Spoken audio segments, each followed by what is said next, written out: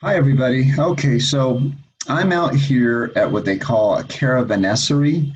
A caravan is where you travel together with a lot of people so that you'll be safe and from robbers on the road. In the ancient world, that was a big concern. And a caravanserai is a place where you would camp, and sometimes they'd have little buildings, some nice trees, kind of like an oasis out in the wild. And I'm at a caravanserai out here in Turkey. Antolia is kind of the area. And we just had a really rough chapter, that first chapter one, where Uriah, our main protagonist in the story, kind of like Philip and kind of like Kimba, um, he he lost his family, his mother and his sister were killed, and then he saw his dad beaten to death in front of him. That is brutal. That is violent. Um, and that is, or was, I should say, the ancient world at that time. So the sea people came in and overran Great Hatti, which is now not Great Hatti as Uriah remembered it. So now he's got to move on. If you remember, in his father's dying breath, he said, "Promise me something, that you will seek out Sisera, a friend of his, in Harosheth." And that is what Uriah plans on doing. So we will continue right now to see how Uriah picks up the pieces. Can you imagine how he must be feeling? He is probably incredibly angry, incredibly sad and distraught, and a lot going on. So let's get on and see what happens with him in this chapter. Okay, so let me get up here. The merchant from Tyre, and Tyre is this ancient city along the coast that we'll learn more about. Chapter 2.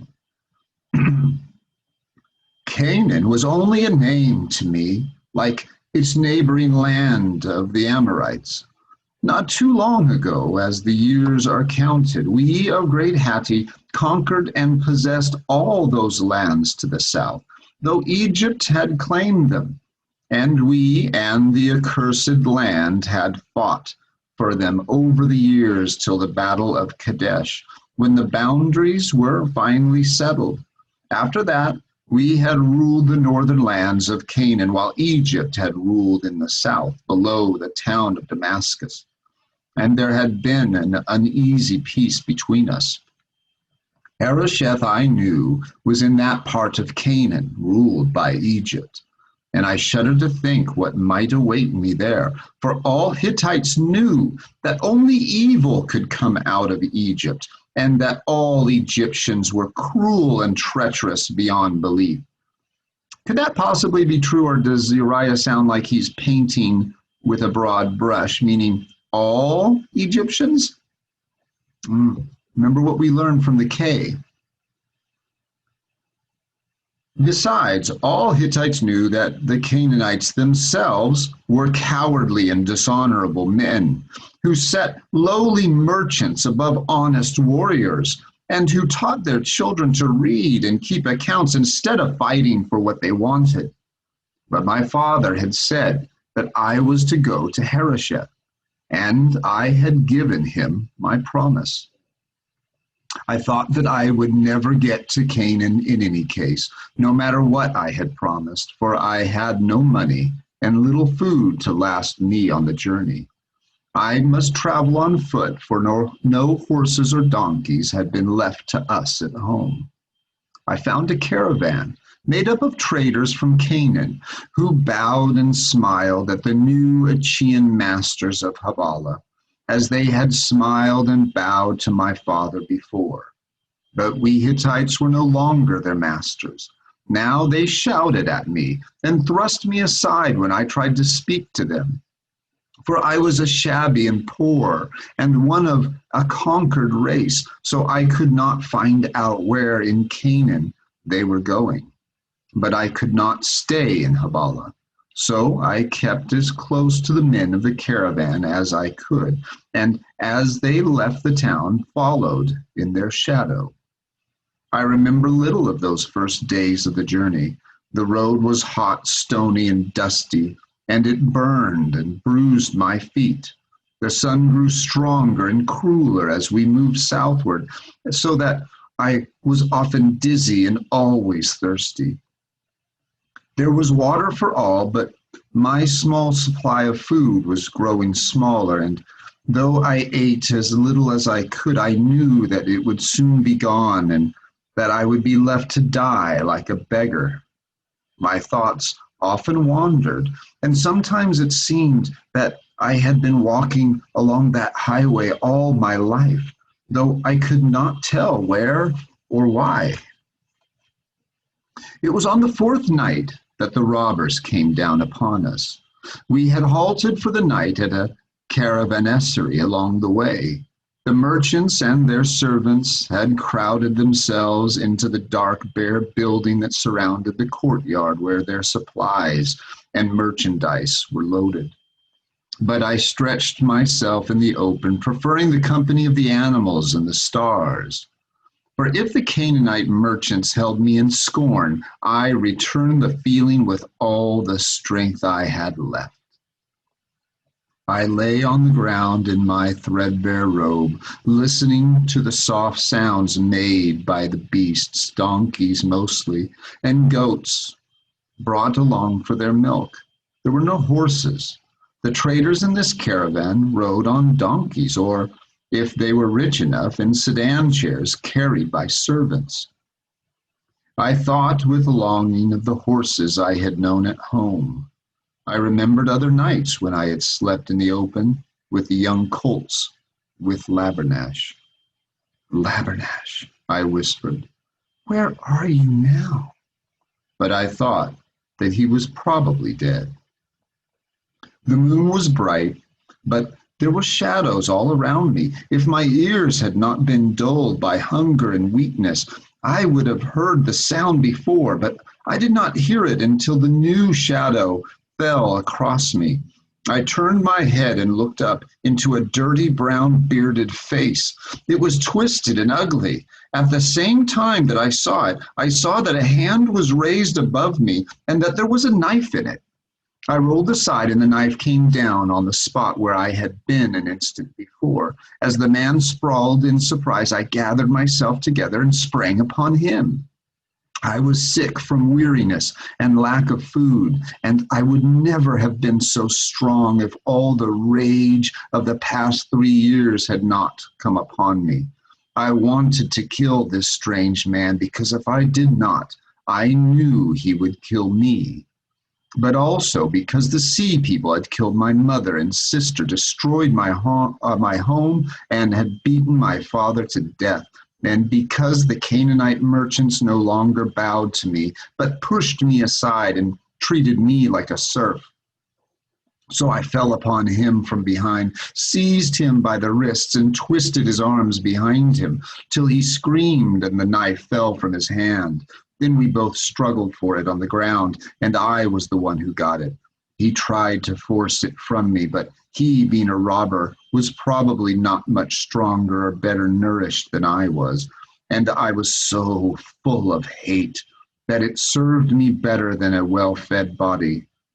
So I broke his grip, threw him to the ground, and fell upon him again and again, and plunged his own knife into him until he was dead. I know that's kind of brutal. We have a murder, and we're not used to reading about those things. There had been wild men like this one at home who would rob and kill when they could.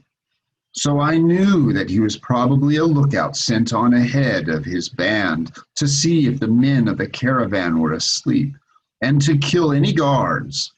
I knew the other bandits had probably heard his scream and would soon be down upon us. So when I saw he was safely dead, I stood up and shouted to those inside the caravanserai. "Hey," I shouted, "you lazy fat ones in there, stand up if you can and pick up your weapons. Somebody else is after your silver." I made a lot of noise and shouted many more unflattering things, enjoying myself for the first time in 3 years. The merchants had probably heard the scream of the robber too, so they all came piling out, armed with their staves and their bronze and jeweled daggers. I burst out laughing at the sight of them. They came just in time, however, for, as I expected, the robber band now came pouring down, shrieking fearfully, laying about them with sticks and shooting stones from slings. Now you got a picture, remember the Canaanites in his mind, especially these, are all wealthy and kind of fat and kind of rich, and so they're not necessarily warriors like him or like his people. So he's kind of laughing at them. It was not much of a fight. The robbers were poor, simple-minded, hungry men, stupid from starvation. And though the traders were not very good fighters, as we would have counted it in Arzawa, they were well-fed, armed, and quick-witted. So they soon drove them off and sent them howling away into the countryside. But before they did so, one of the merchants nearly lost his life. He was a young man who handled his staff fairly well, but one of the robbers got past it and would have cut his throat if I had not seen what was happening. I felt no love for the young merchant, but was not on the side of the robbers. So I came up behind the bandit and struck him a tremendous blow over the head with a stick I had picked up. So the young man's life was saved. The last robber was sent running off to join his fellows, and peace settled down upon us again. It had been a great night for me. I thanked the gods for letting me prove myself worthy of my training at home. Remember, he had been brought up to be a fighter, a warrior. That's what they did in Great Hatti. I had fought well and saved a life, together with much valuable property. Now, if I must be left along the roadside to die, at least I would not die in shame. I fell into a deep, restful sleep. In the morning, before the caravan set out again, a very dirty donkey boy came to me and said his master wanted to see me. It was the first time any of them had spoken to me except in anger, and remembering that I was the son of a Hittite lord, I tried to make myself as clean as possible. I even took the trouble to braid my hair. I ate the last of my food supply to give myself strength, then followed the donkey boy to the man who wanted to see me. It was the young man whose life I had saved. I had noticed him before, for he was one of the magnificent ones who rode in a sedan chair with cushions and carved ivory fittings, carried by 4 strong men. And I had seen such things before, only in Hattusas, and very few of them even there. He was not much older than I, and was as handsome as the Canaanite god Adoni, with white teeth and the beginnings of a young beard. He wore a fine cone-shaped hat, beautifully made sandals, and a robe and tunic bordered in the deep bright purple that has been worn by the royal family in Hattusas. Remember that purple color. We'll get back to that as the story goes. Purple. Besides this, he carried an elegantly carved walking stick. I had tried to hold him in scorn, but could not help admiring him. "You have done a great thing for me," he said, after staring at me for a little while. "Are you a free-born man?" "My father," I said proudly, "was a lord and a kinsman of the chief of the province of Arzawa." "And you," I added to myself, "are nothing but a buyer and seller of goods, and your people have never been anything but the slaves of stronger nations." He kept that in his own head. But the young man could not hear what I said to myself. He smiled a wonderfully bright, sweet smile. "In that case," he said, "you are as my brother, for you have saved my life. Have you food for the rest of the journey?" I was ashamed, but told him the truth. "Then you will share mine," said the young man. And to prove that he meant it, he had his servant bring me a skin of goat's milk, from which I drank heartily, and some honey cakes to go with it. Never having met anyone like this magnificent person before, I was silent at first and waited to see what he would say to me. My name is Hannibal bin Ethbal, he said, when I had finished the goat milk and cake. My father is an elder of Tyre. I had heard of Tyre. It was a city on the coast of Canaan, not so big and thriving as Sidon, its neighbor to the north, but a rich and powerful town. Like most of these cities, it was ruled by Egypt, but governed by its own chief, high priest, and council of elders, all chosen from among the great merchant families of the town. Hannibal, it seemed, was making his first trading journey with this caravan to practice the arts of buying and selling his father's goods in a foreign land. Then this caravan, I said, is headed for Tyre. Is Harosheth far from Tyre?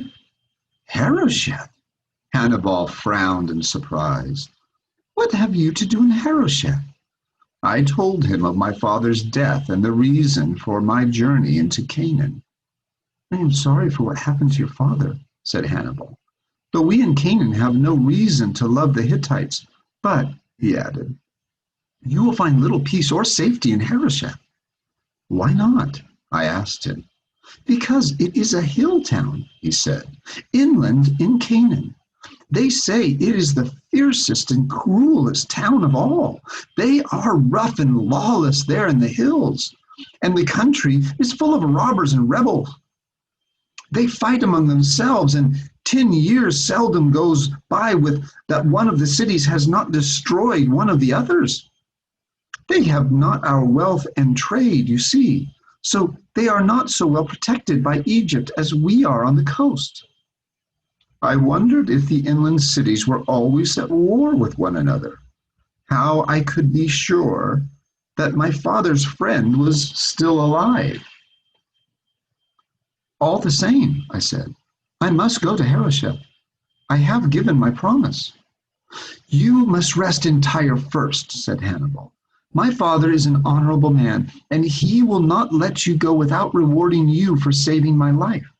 Stay close to my supply train and take what food you need. When we come to Tyre, my servants will guide you to my father's house.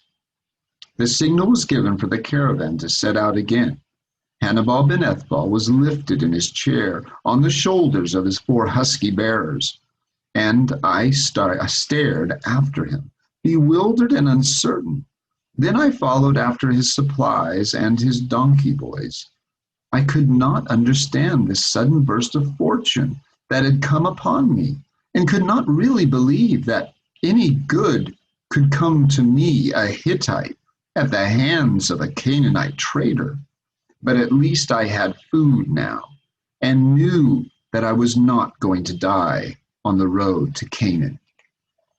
So hopefully you see there that in the ancient world, you had different people, different races that distrusted each other, that maybe even hated each other, or that allied each other together, or believed bad things about the other.